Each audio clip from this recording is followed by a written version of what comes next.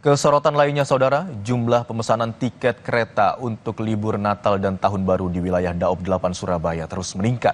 Mengantisipasi lonjakan penumpang, selama masa libur Nataru, KAI mengoperasikan 8 kereta api tambahan. Sedikitnya 110.364 tiket kereta untuk keberangkatan dari wilayah Daob 8 Surabaya selama masa libur Natal dan Tahun Baru ludes terjual. Penjualan tiket terbanyak terjadi untuk keberangkatan kereta tanggal 21 Desember dan untuk arus balik terbanyak pada 1 Januari 2025. Sejumlah kereta favorit penumpang diantaranya kereta Airlangga relasi Surabaya-Jakarta dan kereta Probowangi relasi Surabaya-Banyuwangi. Selama masa angkutan libur Nataru, PT KAI Daob 8 Surabaya mengoperasikan 46 kereta api jarak jauh reguler dan 6 kereta api tambahan.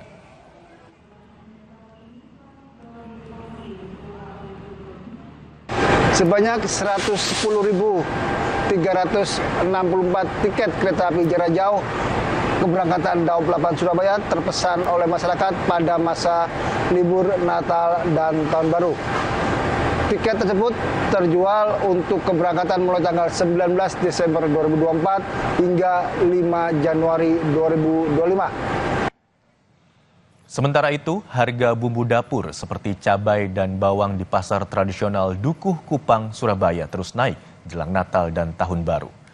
Kenaikan harga bahkan mencapai lebih dari 100% dari harga normal.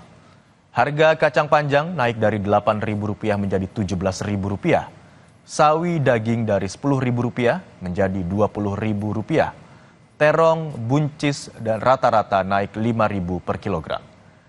Naiknya harga bumbu dapur dan sayuran ini juga dipengaruhi perubahan cuaca yang menyebabkan hasil panen petani menurun. 1 kilo ya, banyak 20 sekarang 1 kilo. 1 kilo naik 20. Ya.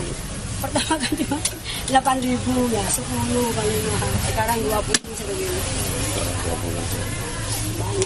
Untuk cabai besar, Mas? Cabai besar ya naik juga. Berapa? Naik dikit, sekarang jualnya 30 sama-sama ini. Sebelumnya? Sebelumnya cuma 13, 15. Informasi usai jeda, Saudara, 3 bocah laki-laki menjadi korban penikaman oleh tetangganya sendiri. Peristiwa itu terjadi saat kedua orang tua korban sedang pergi bekerja.